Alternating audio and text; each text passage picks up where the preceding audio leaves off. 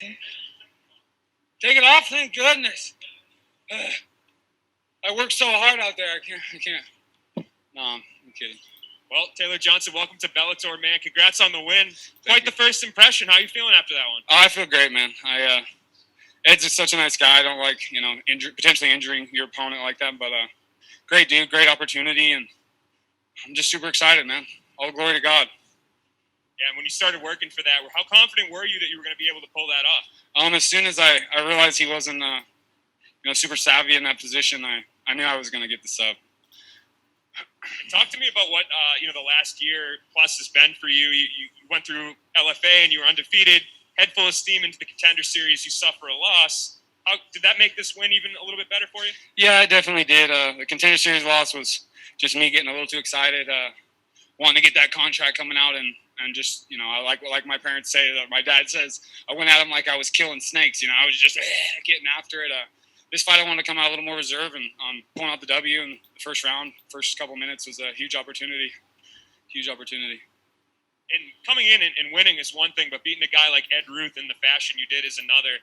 Do you feel like you've inserted yourself right at the top of this division, in an instant? Absolutely. I don't have a lot of fights. I've had dozens and dozens of guys, and all across the West Coast that weren't interested in fighting me. So I've had a lot of fights fall through, and to have that opportunity against Ed, I have the ability to beat anybody. I just got to go out and do it. Who makes sense for you for your next fight? Is there someone in particular that you're thinking about? Honestly, I haven't even thought about it. Whoever the boss wants me to fight, like I said, I'll fight anybody. I'll knock you out or tap you. That's the goal. So whoever they want to put in front of me, I'm down to get it. Historically speaking, Ed has made his name at welterweight, and here he comes up to middleweight to face you. Did you feel like you had a big size or strength advantage in there tonight? I definitely know I had a little size and strength on him. He came out and shot to the hips, and I thought he was going to maybe just try to stand and strike, because I'm not a three-time, was he Penn State national champ, but I was a national champ NAI. I was recruited Division I. I've wrestled a lot. I've wrestled very large men. I wrestled at 197s in college, so I figured I'd have the upper hand as far as grappling, just because, maybe he'd get after me at first, but he's going to get exhausted trying to hold a guy my size down and trying to out-wrestle me. So I thought it would be stand-up, but right away he went to the hips and, got down in the sub game and got hurt. Congratulations on the win, Taylor. Thanks. I gotta say, for a guy who has 5 knockouts on his record, how do you feel that you got your first submission win? It feels great, but there's something about just putting the 4x4s up against somebody's head that I really enjoy doing. But leg locks is also something I'm very passionate about. I've noticed they're always there when someone tries to grapple me or take me down. So as soon as I get to the hips, I'll even give my back a little bit so I can roll to a leg lock. But getting the first sub is great, especially a heel hook. I know my coaches back in San Diego and my jiu-jitsu coaches at ATT Portland are super stoked about that. And my second question, you mentioned Dean Lister, and did you say John Danaher as well? No, Dean Lister and Jocko Willink. Yeah, and Jeff Glover was one of my coaches back in San Diego. Craig Baker's another black belt that I work under over there. But at Victory, when they were, before COVID, I trained there for about 3-4 years and got a lot of good jiu-jitsu over there. And that's what kind of built the jiu-jitsu fighter that I am today. Yeah, Dean Lister, one of the best when it comes to leg locks. Yeah. So tell us, is this something you're going to input into your game in the future going forward? Yeah. So watch out for your legs. All right, we'll take a couple from the internet here. Harry? Hey, Taylor. Congratulations on the win. Thank you. So you closed tonight as a 3-1 underdog. I was just wondering if that's something you're aware of going into a fight, or if going into a fight as a big betting underdog maybe impacts how you look at an opponent or anything like that. I think it's funny. I mean, I knew I was an underdog going in because on paper Ed's accomplished a lot more than me as a fighter, but I'm one of those fighters that it doesn't matter who you place in front of me. They could be the best ever. I still have the chance, or the opportunity to, submit them or knock them out.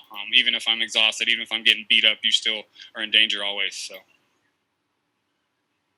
Got it. And so you were saying to Big John after the fight that if somebody gives you their leg in the gym, you're gonna rip it off. So is that heel hook something that you've really, really trained? Yeah, absolutely. I come from heel hookers. That's my whole heel hookers. I come from heel hookers over in San Diego, and some of the guys at American Top Team Portland that I've been training at now because of the current world state. I kind of went back home, and they like heel hooks. Fabiano Scherner's one of my main coaches over there, and he's got a lot of got up and coming jiu-jitsu fighters that love the heel hook game, so we play around with it quite a bit. I'm nice to guys at the gym though. Giancarlo. Don't break Hi, it. Taylor. Congrats on the win. Just like you weren't in there too long tonight, so how soon would you like to get back in the cage? Like, would you like to be on that Bellator Paris card? Whatever they have for me, I'm down to get it. I love fighting. Right now I got married a little while ago, and my wife is kind of getting sick of me being gone all the time because I train 2.5 hours away from home, so I'm gone during the week, come home on the weekends, and I'm gone here for a week and all over. But if the boss calls, I'm ready to scrap. So whenever. And also, like, looking at the landscape in the middleweight division right now, is there a fight that really appeals to you right now, looking at some of the names in that division? Honestly, I try to be smart with my career, and I don't really look past Ed. All I had was Ed in sights, and he was the goal. He was the next big step, and I haven't really looked out, checked too deep into the roster, but I'm sure I'll find someone in the next week that looks like an interesting opponent. So I just want to fight tough guys, really. Hey, Taylor, Kevin here. Congrats on a shocking victory, not to say the less. Shocking in the sense it ended quickly. During that sequence, within the 59 seconds, do you think Ed was being a tad bit over-aggressive, or did you just catch him perfectly at the right time? He came out aggressive, which I would expect him to, but honestly, if you get in danger with leg locks, like first couple minutes in, you're dry. You're not getting away, so you should really, especially, I guess he doesn't know that that's one of my attacks, but if you get caught up in that position, your ultimate goal shouldn't be trying to hit me. You should be trying to get the heck out of there. And I think Ed just kind of stayed in there and kept throwing, thinking he might be able to escape or get in a good position, but didn't fare well. Also, did you make any key differences between that contender fight and coming into this fight? Was there any key changes? Composure. Being relaxed and staying composed and realizing I have 15 minutes to knock someone out. I don't need to do it in a minute and a half. Connor. Hey, Taylor, congrats on the win. Oh, thank you.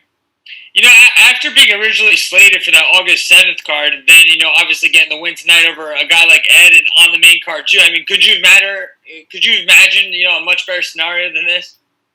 Oh, not really, man. It's a great opportunity. It was funny how it played out, but this is a huge opportunity, man. I'm still just kind of baffled by it all, but I'm just very grateful to be here. Thank you, Taylor.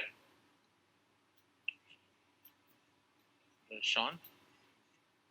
Taylor, congratulations on the big win, big debut for you. Talk about, going to this fight, what was going through your head. Did you feel like you may be fighting off your back, and was this something you were working towards getting? Like a go-to submission, an audible, if you will, with this heel hook? A heel hook is what I go to when someone gets to my hips and has maybe an advantageous position as far as wrestling goes.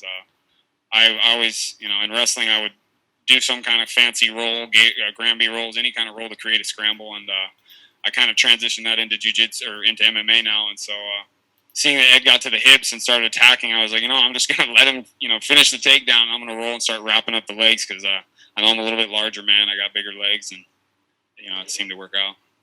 All right, last question, Richard. Hey, yes, congratulations on the victory. Hey, it happened so fast, so not much to analyze here. But at any moment in the fight, the fact that you wanted to scramble and get back up to your feet, did that run through your mind at all? No. If he started clubbing me and I didn't have the legs locked up, yeah, definitely. If I'm in a bad spot and I'm getting lit up from the bottom, I'm definitely gonna try to scramble out. But I feel comfortable down there. You start standing over the top of me, I'm gonna try to twist your leg off. So it's pretty cool. Yeah, thanks. Congratulations again.